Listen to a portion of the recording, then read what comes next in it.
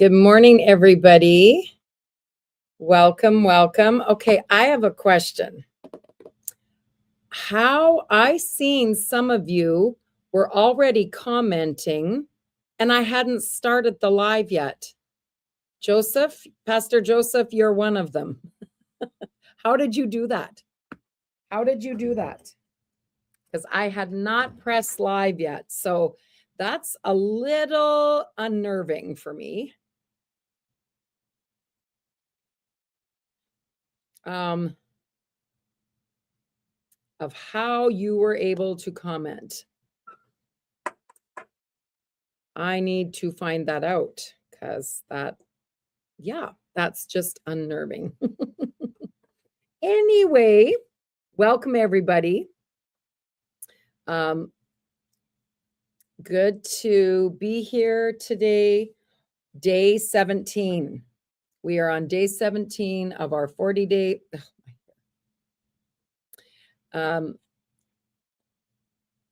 We are standby.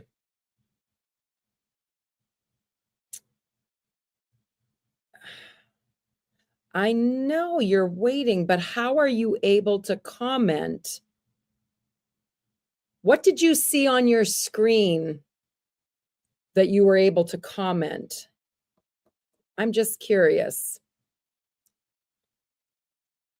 Because I had this all ready to go, but I hadn't clicked start. And so I'm doing my hair and I'm studying and whatever. And here you guys might have been watching all of that. I need to know. Yes. Okay. Let's keep going. So today's day 17. And I want to give just a special shout out to all of my friends and watchers in Kenya. I did not realize that as a group, you guys were going to be participating. That is great. That is so great. So Habari, again, to my friends in Kenya. And welcome to everybody else that's watching from wherever. And to all my replayers, those that can't catch the lives, but that are watching it later. We just pray and that you are in some way, in some small way, that that your life is being transformed. Okay, Pastor Joseph, sorry, I got sidetracked. Pastor Joseph, you are saying Missouri Sana. Is that hello? I thought Habari was hello. Have I been saying Habari this whole time and that doesn't mean hello? I'm sure Habari was, but you are from there, so you would know better. Missouri Sana? Missouri Sana? Anyway, I always, when I work with people from different countries, I commit to trying to learn at least hello and sometimes some other words, but we'll see. We just see how that goes. Okay, so today we're on day 17, and today's day is called Keep Circling. Okay, so we're at that halfway mark, right? And sometimes we're not seeing anything, right? Wind and the waves are still blowing. And we think, is this working? Is this paying off? And so we know, we know, or we are going to know after today that we can't quit. That is actually the enemy's top ploy, right? If he can get you to quit. Galatians 6:9, and I'm reading from the Passion Translation. It says, don't allow yourselves to be weary or disheartened in planting good seeds. So we learned a few days ago that when we are praying regularly, that we to look at it like planting seeds, right? And every farmer knows that when you plant seeds, you don't go the very next day to dig them up, right? And you don't get frustrated because there's not watermelon here. There's not whatever seed you planted, right? Wheat, corn, right? You don't go even in 2 weeks' time and say, nothing's happening, right? Or just this little much is happening. We don't do that. We know that in the natural, but somehow in other areas we want instant, right?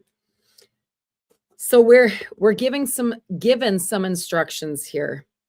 Don't allow yourselves to be weary or disheartened. You know, hearing those instructions on a good day, we receive them. Okay, we won't let ourselves be weary. Okay. But when you're having a day that you feel weary and someone tells you that, you're like, don't tell me, right?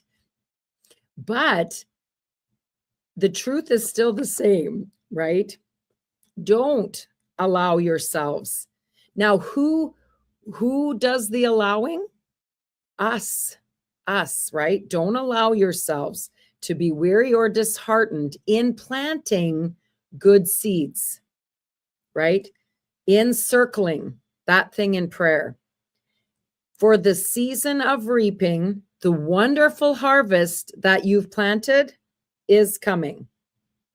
It's coming. The harvest comes. It always does, right? But our job is to plant. If we don't plant, can you expect a harvest?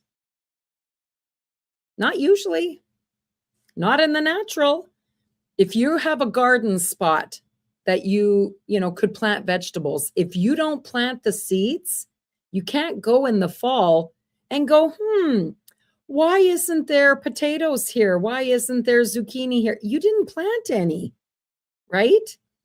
You can't expect a harvest where you did not plant. I know that sounds so simple, but somehow when it comes to spiritual things, we think that way, and it's kind of crazy, right? Kind of silly. So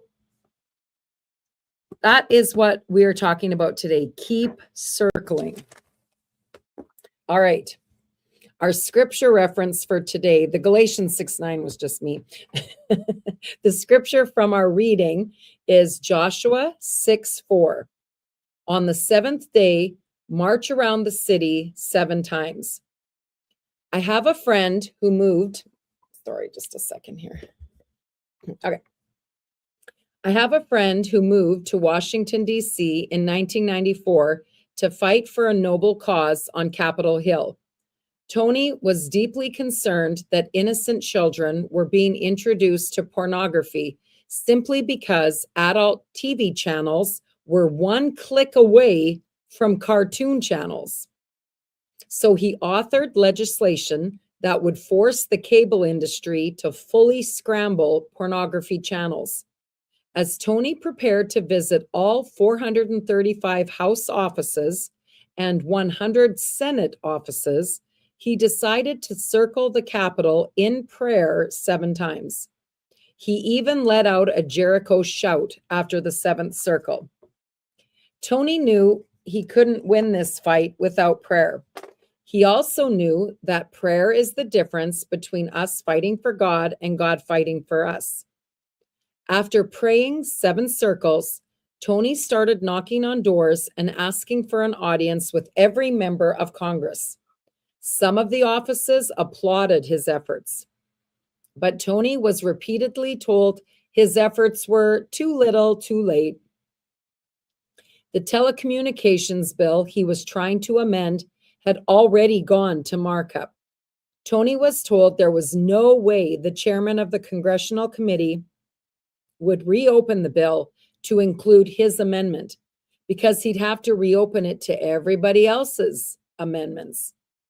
Tony walked out of the 220th congressional office depressed and defeated.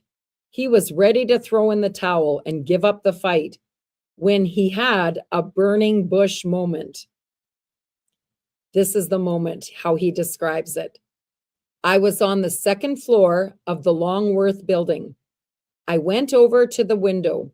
I sat on its cold marble sill, and I hung my head in defeat. I said to myself, stop wasting your time. Go home to San Diego.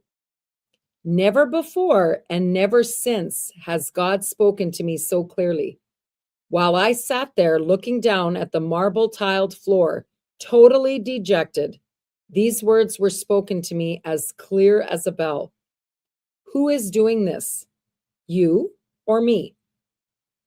I can't explain how I felt when I heard those words, but I straightened up and I responded, well, you are, Lord. Instantly, I was filled with more excitement than when I had first begun. At each of the following 215 offices, my presentations were given with renewed faith. Tony made his last presentation at the Cannon Congressional Building. His amendment still seemed like a lost cause, but it's not over till God says it's over. If your cause is ordained by God, then the battle belongs to the Lord. It's his victory to win, not yours. I am not exaggerating when I tell you this. As my leg crossed the threshold as I exited the 435th office, my pager went off. Chairman Dingell had just agreed to allow my amendment to be added to his telecommunications bill. Sometimes God shows up and sometimes God shows off. God's timing is impeccable, isn't it? He's never late. He's never early. God is right on time all the time. Is it a coincidence that Tony's pager went off just as he exited the last office? I think not. I don't believe in coincidences. I believe in providence. I believe there is a God in heaven who directs our steps, prepares good works in advance, who causes all things to work together for good, who fights our battles for us. And if you pray through, there will be a breakthrough. Don't lose heart, don't lose hope, don't lose faith, and don't lose patience. Maybe you've been interceding for a child who has walked away from the faith. Maybe you've been believing for reconciliation in your marriage.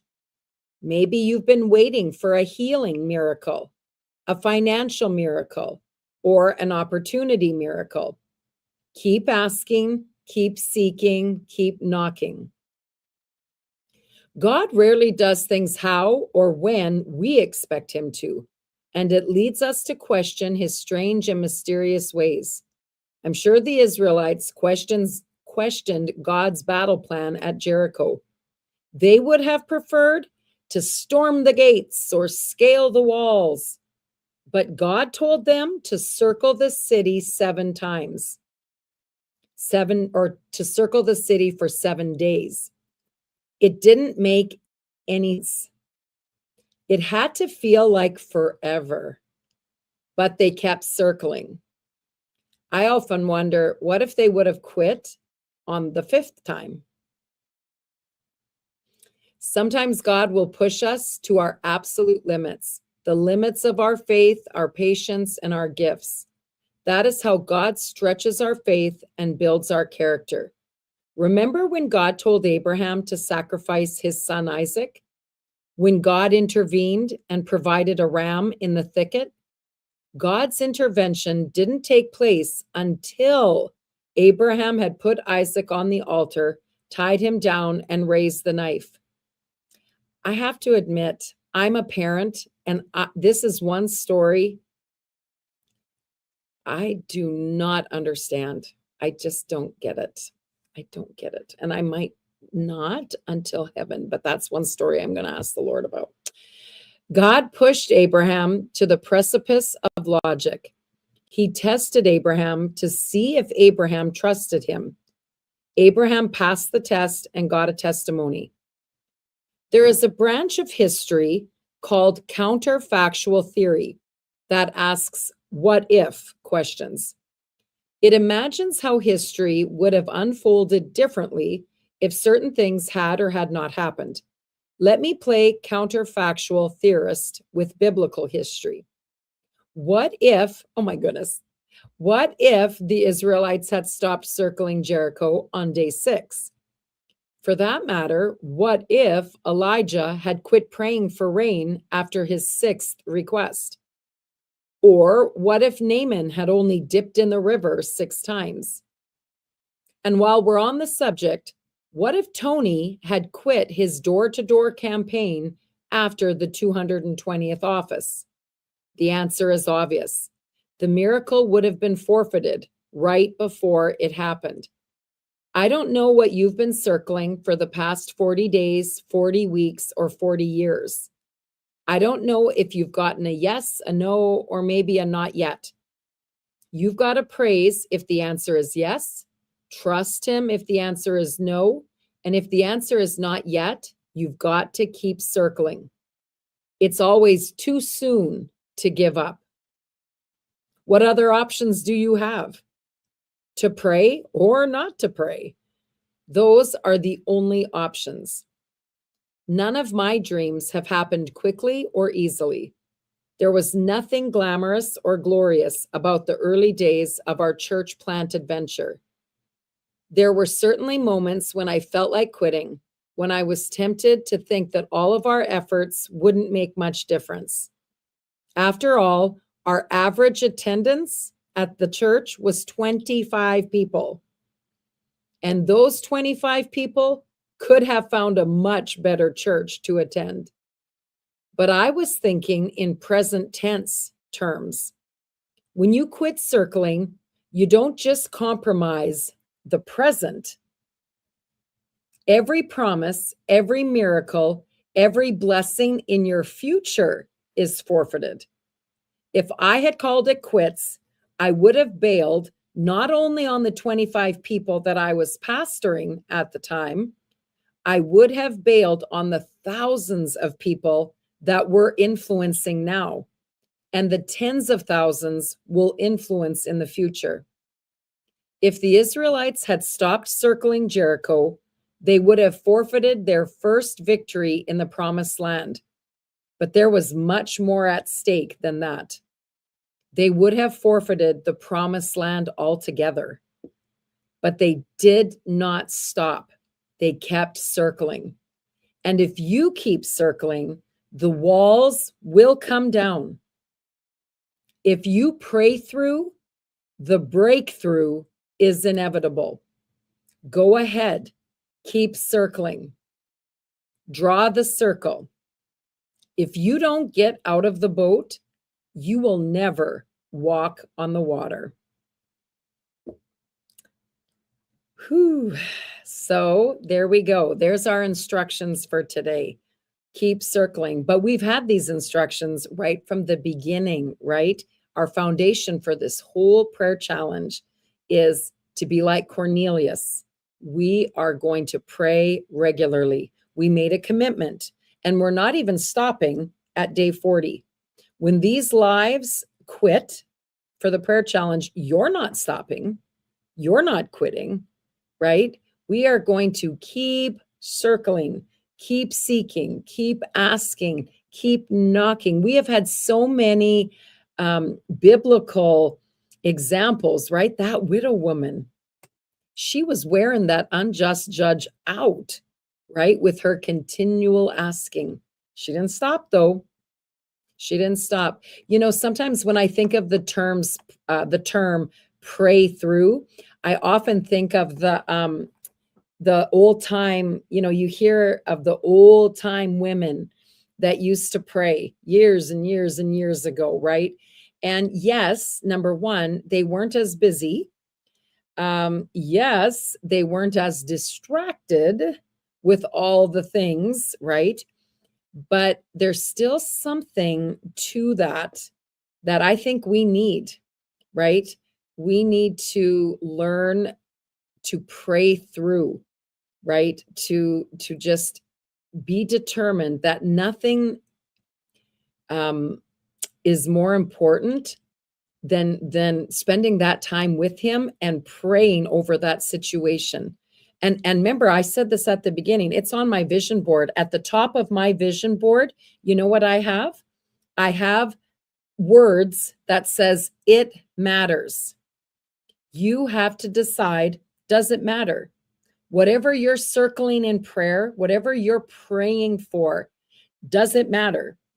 Because if it doesn't really matter, guess what? You're not going to go back and keep bugging that unjust. We don't have an unjust judge, right? We don't, but in the story she did. But you're not going to, when the wind and the waves come, you will get, just like Galatians says, weary and disheartened. And that's exactly what your enemy wants. He wants you to get weary and disheartened, because then you will quit. You will quit. So again, we talked about this the other day. What do we do on these days when we feel weary and disheartened and we actually go a day because we just didn't press through? Do you feel condemned the next day and say, well, you know what? I missed it that day, so I guess I might as well just, throw in the towel complete. No. We all have days where we miss it, right? No matter what the habit, just doesn't happen for whatever reason. Be quick to pivot and get back on track. That is, we live under the new covenant, right? Grace, mercy, thank God, right? And so just get back up and back on to learning how to pray through some of these things, right? And not just, well, okay, we didn't see it happen. Nothing seems to be really, moving or changing. So, it's not that important. No, we've already decided it matters. It matters. When you're interceding and praying for your children, it matters. It matters. And whatever the situation that you're praying and circling, you have to decide that, right? And then if you've already pre-decided that, then on those days where the temptation to get weary and disheartened in well-doing, right? In doing good, in planting good seeds, right? Then we can press through on those days because we think, nope, I made a decision. This isn't negotiable. I don't even have to think about it. I made a decision. I'm doing it. And some days you'll feel like it and it'll be exciting. And some days it's not going to be exciting. Do it anyway. God hasn't changed. He's worthy of our praise on the days we feel like it and we're excited to. And he's just the same to be worthy to be praised on the days that we don't. He doesn't change. So we do it because of him, because he's worthy of that, right? Of our praise, if we're talking about that. So anyway, let's keep circling. And we are going to be the kind of people that do not allow ourselves to get weary or disheartened in planting good seeds. Now, am I saying that there isn't a time to rest? That is not what I'm saying. And that's a whole different thing, right? Because even during moments of rest, you can be thinking about the Lord, praying, right? There's different kinds of prayers, right? We've got the warring kind. I mean, that's a whole nother topic. So that's not the kind of rest that I'm talking about. We're talking here about planting good seeds to pray, right? All right. So hopefully today, day 17, was a blessing to you and a help to you. Again, special hello to our friends in Kenya that are watching and all the other places. And we will see you guys again tomorrow, same time, same place for day 18. Have a great day, everybody.